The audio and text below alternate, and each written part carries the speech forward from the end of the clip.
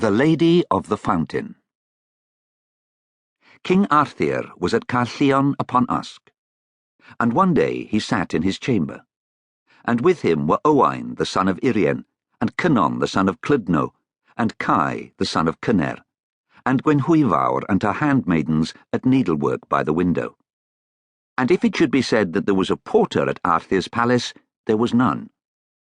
Gwenhwyvar was there, acting as porter, to welcome guests and strangers, and to receive them with honour, and to inform them of the manners and customs of the court, and to direct those who came to the hall or to the presence chamber, and those who came to take up their lodging.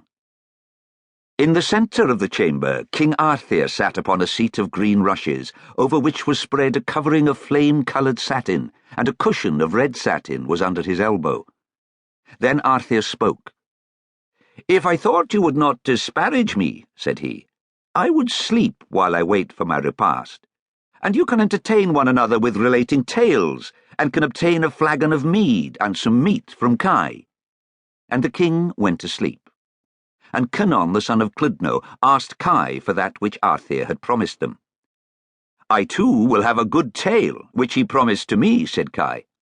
"Nay," answered Kynon, "fairer will it be for thee to fulfil Arthur's behest in the first place, and then we will tell thee the best tale that we know." So Kai went to the kitchen and to the mead cellar, and returned bearing a flagon of mead and a golden goblet, and a handful of skewers, upon which were broiled collops of meat. Then they ate the collops and began to drink the mead. "Now," said Kai, "it is time for you to give me my story." "Kynon," said Owain, "do thou pay to Kai the tale that is his due." "Truly," said Kynon, "thou art older, and art a better teller of tales, and hast seen more marvellous things than I. Do thou, therefore, pay Kai his tale." "Begin thyself," quoth Owain, "with the best that thou knowest." "I will do so," answered Kynon. "I was the only son of my father and mother, and I was exceedingly aspiring, and my daring was very great. I thought there was no enterprise in the world too mighty for me. And after I had achieved all the adventures that were in my own country, I equipped myself and set forth to journey through deserts and distant regions. And at length it chanced that I came to the fairest valley in the world, wherein were trees of equal growth, and a river ran through the valley, and a path was by the side of the river.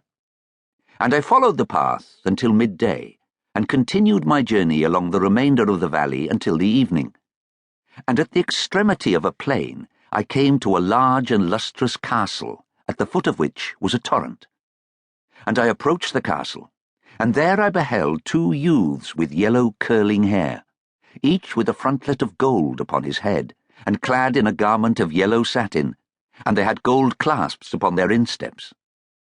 In the hand of each of them was an ivory bow, strung with the sinews of the stag, and their arrows had shafts of the bone of the whale, and were winged with peacock's feathers.